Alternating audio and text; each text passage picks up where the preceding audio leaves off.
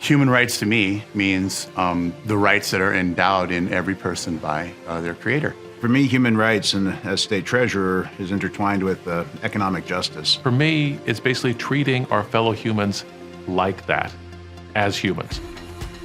For more than a decade, we've gathered investors in the business community on the Cape to really dialogue around pressing issues in our society and the intersection of investments, business, and human rights. So attendees get to really come together in one central location to really talk about how can we move away from just discussions to action, to really move the needle forward.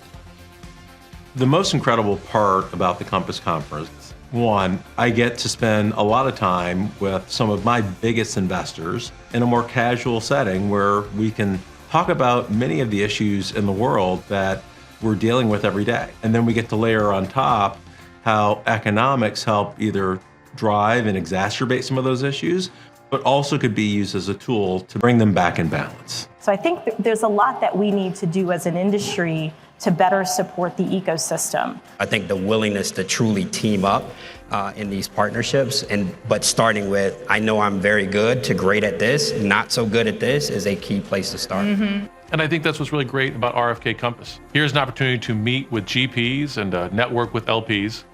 And we find that when we work together, when we understand each other, we get a lot more done. I think there's room for all of us to be able to collaborate because we all bring different strengths to the table as well. A lot of us like to think about investing for the long term. And when you're investing for the long term, you have to take into consideration how you're impacting the climate, the environment, local communities, local economies.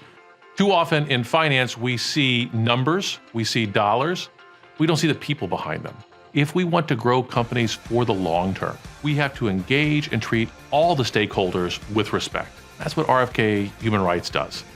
It's how do we use capital, how do we use capital allocation to alleviate some of the human rights suffering around the world.